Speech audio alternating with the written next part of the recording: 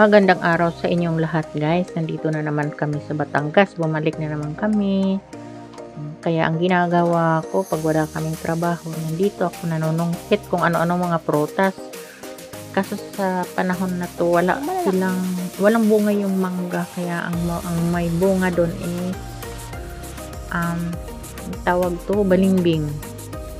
Malalaki ang balimbing kahit green pa. Yan, sungkit ng sungkit ako kasi nga ang dami kasing bunga eh. Malalaki pa kamo guys. Kahit green pa siya, matamis na siya. Kinukuha namin. Rest time din naman. Kaya nangunguha ako. Ayun oh, hulog lang siya. Hulog. Nahirapan ako magsungkit kasi yung panungkit, wala namang pangsabit. Isasagiin ko lang. Madali lang naman talaga siya mahuhulog.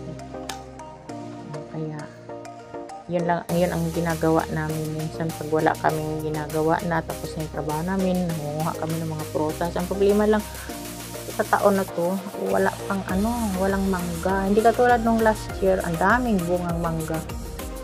Pero ngayon wala eh. Kaya ang pinagtripa namin, balimbing. Diba? Balimbing. Marami pa yung balimbing sa taas, doon sa unahan. Maliliit lang yun. Nga lang sobrang asim yun. Ito kasi kahit green pa, sige lang, makakain mo na, matamis talaga. Diba?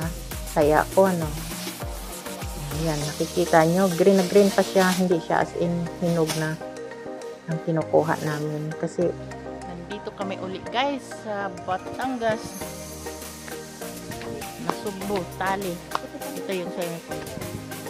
Ha? Dito kami uli, Diba?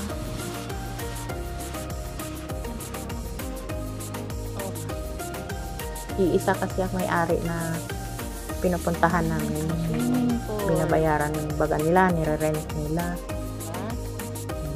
Tingnan mo ang lola. Diba? Ang dami namin doon. Ayun pala, may oregano. Yan naman ang gusto ni mama eh.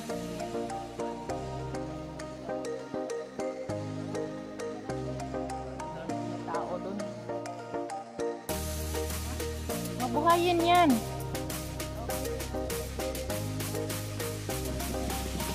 So guys, nakuha namin balimbing. Diba? Maliliit pa siya. Meron talagang mas malaking nito.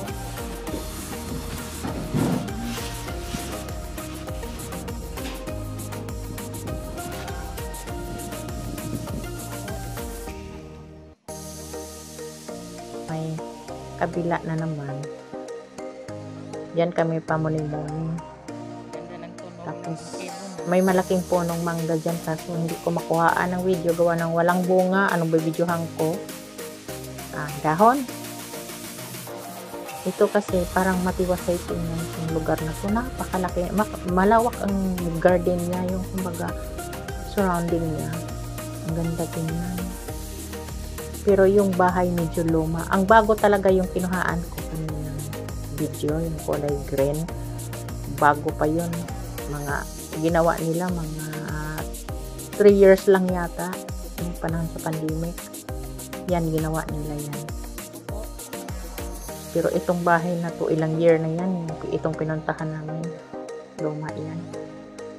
Kaya hanggang dito na lang guys. Mayroon pang karugtong ito. Sa 2025 na nasa Batangas kami. Marami pa akong karugtong nito. Kaya, salamat sa panonood guys. Thank you for watching. Bye-bye!